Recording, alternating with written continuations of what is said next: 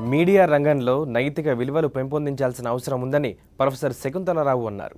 న్యూయార్క్లోని ప్లాట్స్బర్గ్ state university journalism డిపార్ట్మెంట్లో communication skills ప్రొఫెసర్గా పనిచేస్తున్న శకుంతలరావు సాక్షి కార్యాలయానికి వచ్చారు. ఆమెతో పాటు ఆ రంగంలోనే దాదాపు దశాబ్ద కాలంగా పనిచేస్తున్న అసోసియేట్ ప్రొఫెసర్ కంచన్ మాలిక్ కూడా సాక్షి కార్యాలయాన్ని సందర్శించారు. ఆర్థిక ఒత్తిళ్లు, రాజకీయ ఇబ్బందులు తట్టుకుంటూ స్వేచ్ఛగా వార్తలిచ్చే విధానం రావాలని అభిప్రాయపడ్డారు. జర్నలిజంలో నైతికత పెరగాల్సిన అవసరం ఉందన్నారు. ప్రస్తుతం భారత్లో మీడియా స్వేచ్ఛ ఉన్న కొన్ని ఒత్తిళ్లు కూడా ఉన్నాయని ఆమె స్పష్టం చేశారు. జర్నలిజంలో నైతికతపై భారత్లో వారిద్దరూ కలిసి ఒక ప్రాజెక్టు చేస్తున్నారు. అమెరికన్ కాన్సులేట్ ఆధ్వర్యంలో కొనసాగుతున్న ఆ ప్రాజెక్టు విశేషాలు, అమెరికా భారత్ మధ్య జర్నలిజానికి సంబంధించిన తేడాలు తదితర అంశాలను సాక్షి టీవీతో పంచుకున్నారు. ప్రొఫెసర్ శకుంతలరావు, కంచన్ మాలిక్లతో సీనియర్ జర్నలిస్ట్ అమర్ ఇంటర్వ్యూ ఇప్పుడు చూద్దాం.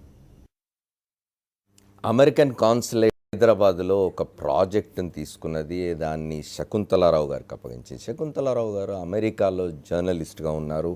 ఆమె జర్నలిజంలో చాలా కాలంగా పనిచేస్తున్నారు. ఆమె పరిశోధన, ఆమె బోధన అంతా కూడా జర్నలిజంలో నైతికతకు సంబంధించిన విషయాల మీద సాగింది. అదే అంశం మీద, జర్నలిజంలో నైతికత అనే అంశం మీదనే హైదరాబాద్లో వారు ఇక్కడ ఒక ప్రాజెక్ట్ చేస్తున్నారు, American consulate project.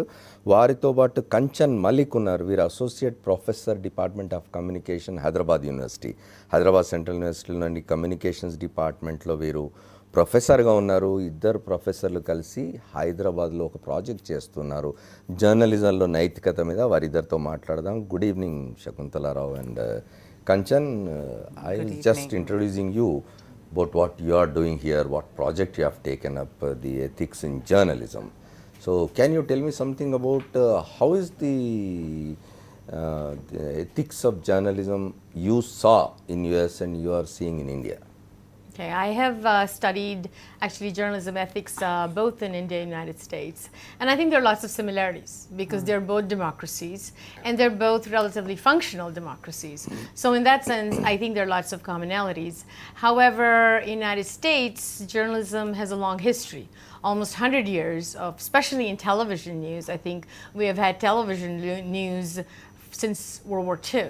So it's a much more mature medium, and I think that's why one of the consequence is that we have strong ethical codes, their practices, their practices, fair practices and good practices. And also people have had a lot of journalism training before they actually come to practice journalism on a day-to-day basis. What I've seen in India is that's where I think there is though the journalists overall do an excellent job, and I think the media is incredibly vibrant compared to a lot of places that I've visited, there is still a lot of work to be done, and I think that's true for university education to provide people more training in ethics particularly, and also, you know, the best practices of journalism. Absolutely. How do you see that? Something that we've been discussing over the 5 days that we've been working and interacting with the journalists, we realize that yes, probably journalism education and training has included media ethics for a slightly longer period in the US than in India. It's probably matured, and the discussion on ethics is, you know, is more mature than we have it in India, right? In India, in journalism training, media ethics is now becoming important, right? It's kind of taken as granted that if you have good values, there will be media ethics. So there was probably a need to do it formally was not seen earlier. But I believe the way the media, schools are coming up all across India, the training is becoming more and more professionalized, and there is a need to, urgent need to be discussing some of those issues to make journalism more responsible, more sensitive, and probably even professionally, at par with international levels of journalism. So I think there is a felt need to have a media ethics training which for which there is a buy-in from the industry. So I remember media ethics is not absolutely excluded, but it forms part of the course, and people would probably mug up and clear the exam. But now the need is to actually develop that skill, the skill of ethical decision making, which can be used. That will be more important for the practitioners of journalism. Absolutely. Correct. So training students in a way that they can actually make use of it when they get into the media industry is the need of the hour, rather than just having it as a course and looking at it as moral science, like that. Shakuntala, do you feel that either it is in America or in India, the media is so independent that it can follow the ethics? Well, that's a very good question. And I think it really is a context-based question in the sense that I think there are stories where I think both countries cover them fairly, equitably, and really in a very open and free way. But I think there are stories in which there are a lot of barriers, right? And so in that sense, it can be difficult in both places. I don't think we can sort of make a blanket argument in either of these countries and say, well, United States, we can report all stories we want to, and look at you guys in India, you cannot report. I don't think that's true. There have been many instances, for instance, in my journalism course in ethics, that we talk about the difficulties. But, we do have United States First Amendment, which is a constitutional right, and that actually does give us incredible leeway compared to a lot of other constitutions in the world. So it does give us kind of almost like a legal right to information, right, which goes beyond just freedom of speech. Right?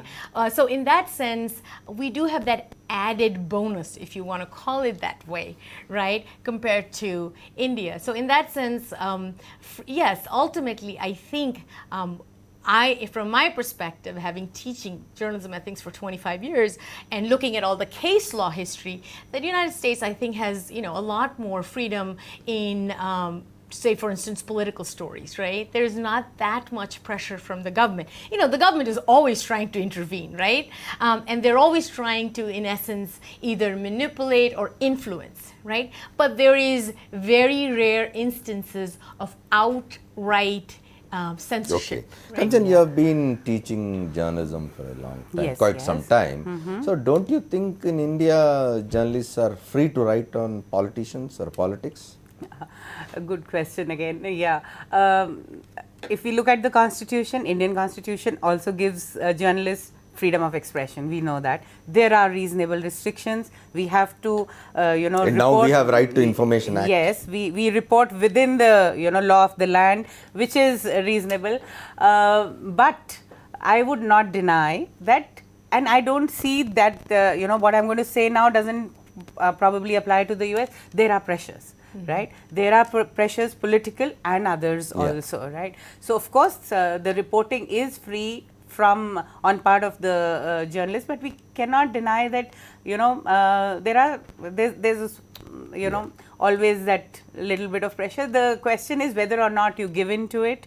Do you have resources to stand up to it, and how fair and balanced you can be given some of those pressures which always exist in probably across the world, in any country. World over, the situation is the same. Can I add one other point? Please. I think there's one pressure that is true for both countries, which is the economic pressures, which is the pressure from advertisers and really having revenue generation. Yeah, that is what I was going to ask you. The business has taken front seat. Absolutely.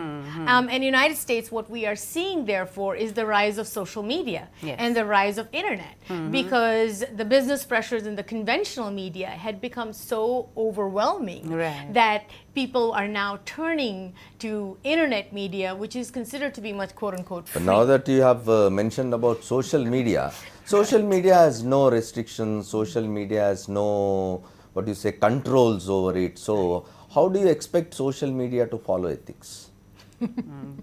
Kanchan, you want to Yeah. handle that? No, there are issues. While we see social media as a platform which provides you freedom of expression, probably a little better than you have in conventional media.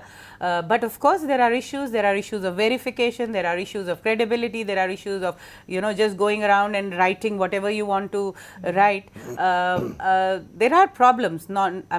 It doesn't come without its problems, but we cannot deny also that social media does give you a platform which is more democratic, which is more accessible, where people can come out and say what they want to. But again, the consequences, Of course. you have to be careful about that. That is why I was asking about And if you go back and look at the history of media, right, you will find that every time there's a new media, there is a lot of chagrin among people. Of course. Everybody says, okay, this is it. This media is going to take us to hell and beyond. The same happened with television, right? Everybody said television Exactly. medium, and especially television news. How do you see the explosion in television media in India? I think it's fantastic. Okay, I grew up in the Doordarshan era. So for me, I think television news and having this kind of open-ended conversation that you and I are having is absolutely breathtaking. And I think this only strengthens democracy. I mean, I study democracy around the world, and I think there's nothing more vibrant than what I see in India today in terms of television news. However, I do feel that there has been an oversaturation of the market, and that can be good and that can be bad, and those are some of the ethical challenges. There are both good and bad in Yes, that. in all Hey, media. Kanchan, what do you say when compared to print media and electronic media? Do you feel, what do you think, which media is more responsible? Now that's a difficult question. You're putting one against the other, right? No. I think there is a need for being responsible in both media. Both are powerful media. Of course, visuals, they say, are more powerful than print, and people get attracted to television much more. But again, I think responsibility. But print is called Patthar Pe Lakir. Yeah, I know. Yes, but that's why exactly my point, that I think both media are powerful and both media have an equal need to behave in a responsible way. Both media enjoy an equal amount of freedom also, Okay. and so the need to follow ethics and be responsible is probably same in both the cases. Finally, Yeah. again coming to your project now, I'm told you are preparing a curriculum for ethical journalism. What about it? Yeah.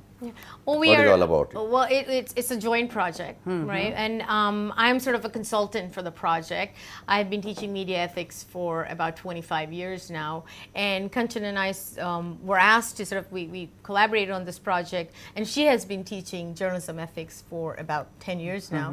And the purpose of it is to basically come up with a curriculum for local academics, students, with the help and support of the local media. And one of especially the people, the senior people, the idea is not only to kind of start the conversation of journalism ethics, to catch them young, so to speak, Yes. when they're starting their first or second year of journalism education, but also to have the media be involved in. Do the universities in US or India have separate courses or separate subjects for journalism ethics? Oh, yes. Yeah. We have a full course on media ethics, and the idea behind the project is, as I had said initially also, you teach it in a way. We have a curriculum, but to teach it in a way that there is a buy-in from the media industry. There are experiences of the real life situations incorporated in the syllabus, and the whole approach is such that it becomes not just a course where you have to memorize things and reproduce, but a skill building course like any other. Like you learn how to handle a camera, like you learn how to do editing. Yeah. Similarly, you also develop the skill of ethical decision making. When you are faced with an ethical dilemma, Yeah. how do you deal with such a situation? Which value When you are, is particularly when you are dealing with women issues, absolutely, Absolutely. that has to be more Minorities. careful. you know. how to be more sensitive when you're reporting How is that issues. in US Yeah. universities? We actually, journalism ethics courses are required. They're not an option. Okay. So, for instance, journalism ethics is a required course for all our students who are going into any professional field. So that's sort of, it's not something that they can choose and pick. Okay. And not only that, United States, I mean, it has a long history of all these professional organizations which have huge media ethics divisions, in which, of course, I play some role, where, you not only students, but faculty and practitioners can go and take workshops. So ethics is not an afterthought. Ethics is something that's built into the language and the system. Thank you very much, Shakuntala Rao, and also Kanchan for Thank you for joining us having us. today Thank you so evening. much. And Thank you. I wish you all the best in your endeavor, and I wish your project a success. And I hope a good curriculum in journalism ethics will come out. Manam Shakuntala Rao garu, Kanchan Malik గారితో మాట్లాడినాం. వారిద్దరు కలిసి ఒక project చేస్తున్నారు జర్నలిజంలో నైతికత మీద. తప్పనిసరిగా చాలా అవసరం. ఇవాళ వ్యాపారం ముందు పీట వేసుకున్న తరుణంలో జర్నలిజం ఎథిక్స్ చాలా అవసరం, నైతికత చాలా అవసరం అని చెప్తున్నారు. ఇది అతిథులతో మనం చేసిన interview. Thank you. Thank you.